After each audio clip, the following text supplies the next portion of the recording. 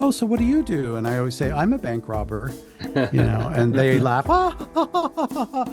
And no, really, what do you do? And I say, ha, ha, ha. Well, when I tell you what I actually do, you're going to really laugh even harder because it sounds more ridiculous than bank robber. I'm an employed composer. I actually make money from writing music for video games.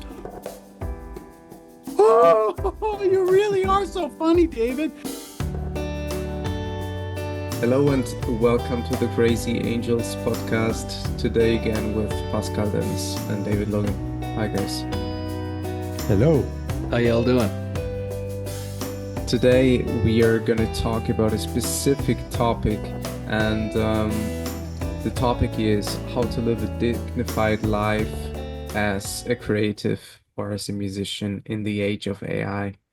And yeah, we this is going to be our topic for today. And Pascal, I think you wanted to give us a brief intro to this topic.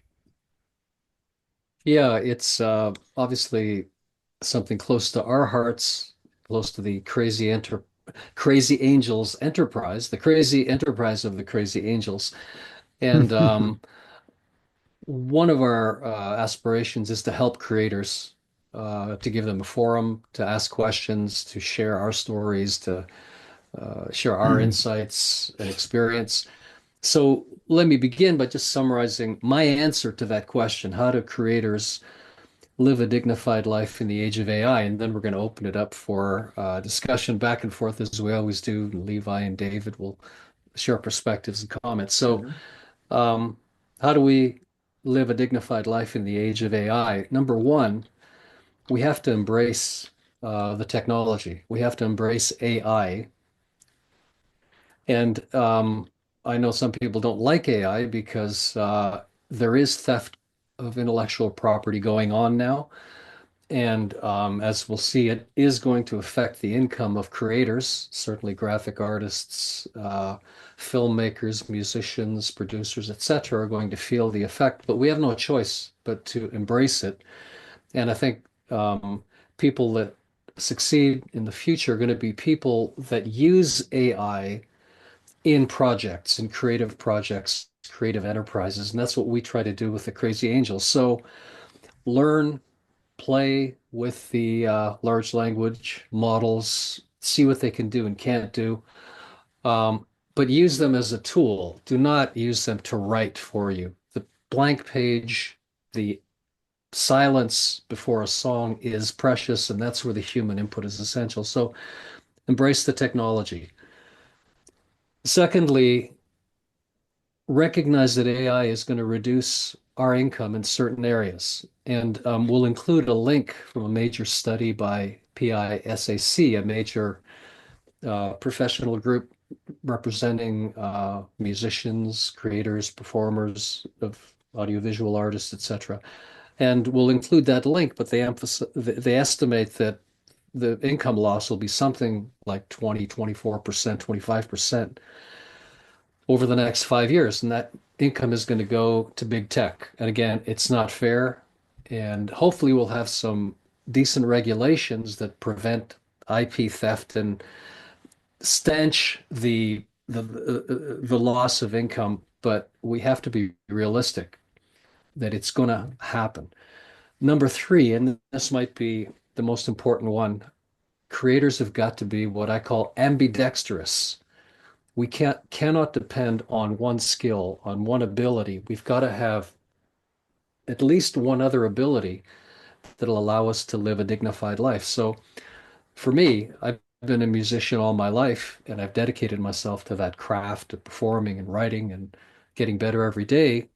But I'm also a professional engineer and a professional manager. I was trained at Toyota. So my twin pillars, if you will, are music and creating and management and engineering. And they're both beautiful and they both support one another. And I know in your own way, you all have done the same. So David and Levi practice ambidexterity. That's simply the reality nowadays. In the past, you could say music, no backup plan, as Van Morrison famously said, but that is a recipe for disaster nowadays. It's a recipe for homelessness, for mental illness. And we're dedicated to helping creators live a dignified life because AI and all this aside, we're telling the stories that keep the human spirit alive. So we as a community have to be healthy, have to be able to tell these stories. So point number three, become ambidextrous. So again, in summary, how do we live a dignified life? Number one, embrace the technology, even though we may not like it at all times. Secondly, recognize AI is going to reduce our income in certain ways. Number three, become ambidextrous. So I described how I did it, but there are other ways. You could become a carpenter, for example, be a great carpenter. And that provides a foundation and that allows you to make the kind of music you want. I know a brilliant, brilliant jazz guitarist who's also a carpenter. And by the way, he uses AI in his day job. So he's able to help build a community of 10 or 20 houses because he uses AI agents. And that knowledge informs his music, and he's able to do fantastic jazz. So it's not just, be an engineer like me or be something else. You could be a carpenter. I know a guy who runs an insurance company. Brilliant, brilliant guy. He's an actuary and he's a fantastic saxophone player. So he moonlights with a great jazz band and they do bebop and stuff like that. So Can I um, just jump in because please, I of I course. just Yeah. got this. I got to Yeah, get yeah, this yeah. out. Please. So I'm probably one of the last generations that actually could make an entire income on a single mission. So I've been a video game composer for over 25 years, and I've made 90 to 95% of my income just Oh, from that. award winning, folks. This guy is an award winning composer for video Just- game. This is the oh, real deal. stop it. Stop Stop it. it. Stop it. Stop it. Um, So, for me, teaching represents a very small percentage of my income, and I do it for love of doing it. Now, the reason I wanted to jump in on this idea of being ambidextrous, I don't think it's a bad idea, but it made me think about Hans Zimmer for a moment, who said in a seminar, he was saying, you know, I think he was answering somebody's question. I don't remember, but he said, like, if the only reason you should ever become in my case, a game composer or a film composer, as he was saying, is because you absolutely have no other alternative in your life to make money. That is literally the only reason you should do this because it is the hardest job in the world. I always joke around with people that it's easier to become the president of the United States of America than it is to be a paid composer. So, you know, um, and I joke around, when I meet new people at a social dinner, whatever. Oh, so what do you do? And I always say, I'm a bank robber, and they laugh. And no, really, what do you do? And I say, well, when I tell you what I actually do, you're going to really laugh even harder because it sounds more ridiculous than bank robber. I'm an employed composer. I actually make money from writing music for video games. Oh, you really are so funny, David. No, really, what do you do? And it's like, no, that's really what I do. Anyway, so for me, I literally had no other choice. I was not good at it. I sucked at everything. I'm dyslexic. In the 1970s, they didn't really know what was dyslexia yet. I was just considered slow, stupid. And so I was totally neglected by the education system and, was traumatized, actually, to be honest. Yeah. Um, Back in the days when teachers could hit you with a ruler, that's how old I am. Anyway, uh, so no, it made me think of it because I think that it made me think of two things. Number one, what Hans Zimmer said about, don't choose this as a job unless there's literally nothing else that you can do in your life. Now, a lot of people think, oh, my desire, I'm an artist. Like there is nothing else I can do. It's like, well, no, if you can be a great carpenter, like become one. You should do that because it'll actually preserve your love of music.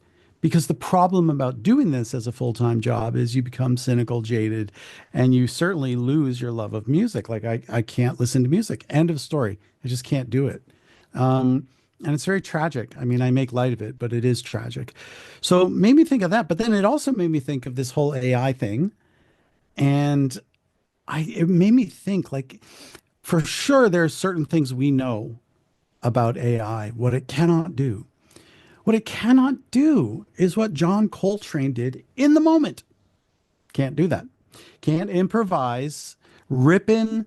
It can analyze everything that came before it, but it cannot predict the future of what a jazz saxophone player is going to play, and it can't play it.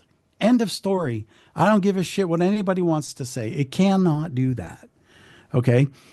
So we have to become better. We have to do something better that literally doesn't have anything to do with what AI was trained on, doesn't have anything to do with the models that AI has been trained on. So now, I have another thing I'll talk about later, but I'll just quickly say that, one of my clients was trying to describe the music they wanted me to compose for their video game. And they used AI, this music generation tool. And they're like, oh, it's perfect. We love it.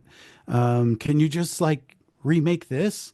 And it's like, because I had a contract, right? They had to pay me to do it. But I could just tell it's like, yeah, never going to hear from them again because they found their future composer that they don't have to pay. And the music has been trained on everything that I've been doing, that Jesper Kidd, Tommy Tallarico, Tom Salta, all the big video game composers have been doing.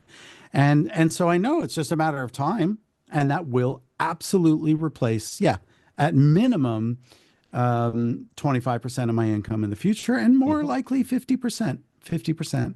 So that's it. And then later I'll talk about the old adage in the industry, but I dominated too long there. So. No, thanks for that. So the fourth countermeasure to help us live a dignified life. So number one is we got to embrace technology. Number two is we recognize that it's going to reduce our income. David just did that very compellingly. Number three, we got to be ambidextrous. We have to have a second core skill. And number four, again, building on what David's saying, is we've got to deepen our understanding of marketing and promotion. So marketing and promotion in the age of AI is different than it was 10, 20 years ago. It's about getting noticed. And that means understanding who's the audience. So we have a pretty good understanding of who our audience is now. And because of that, we're able to reach out to them. And we know what does our audience value? And what kind of content do they like? And what kind of channels do they listen to? And what kind of pain do they have? And we've got, certain audiences that we're deeply connected to that have a very deep pain. And we try to speak to that pain because we believe in their dignity and their humanity and recognize that they're neglected. So we got to get much better at marketing and promotion. And Levi and I and David have done a lot of work in that in the past year, and we've gone from, very little audience and very few streams because we focused on creation, to now, a sizable number of streams and audience participation and feedback, and we love you all. And we love you all. We're going to continue doing that. We might actually feel your pain. We feel your pain. We feel it, and we're going to keep giving you authentic, real, passionate, fantastic content. And actually, Levi and I have talked about maybe even offering a course to show you how do you define who's the audience and what they care about and how you reach them and how you know if you've really hit the sweet spot and they really react to it. So those are the four things in summary. We got to embrace technology. We got to recognize AI is going to reduce our income in certain areas. We got to become ambidextrous, and we've got to deepen our ability to get noticed and to connect with our audience. So